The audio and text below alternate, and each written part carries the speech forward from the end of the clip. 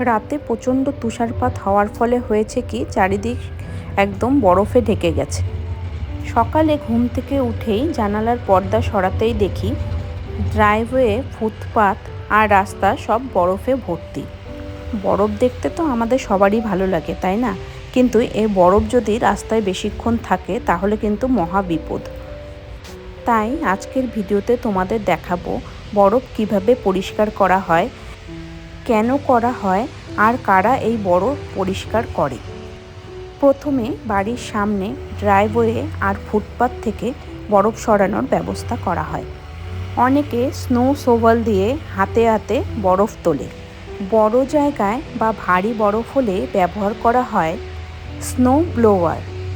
আর রাস্তার বরফ পরিষ্কার করতে আসে সিটি থেকে বড় বড় স্নো ট্রাক, যেগুলো কিনা দ্রুত রাস্তা পরিষ্কার করে দেয়।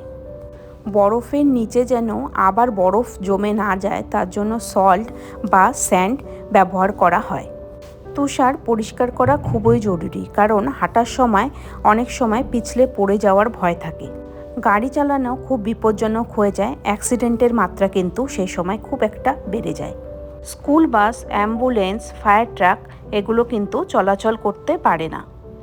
তাই নিরাপত্তার জন্য নির্দিষ্ট সময়ের মধ্যে স্নো পরিষ্কার করা কিন্তু বাধ্যতামূলক।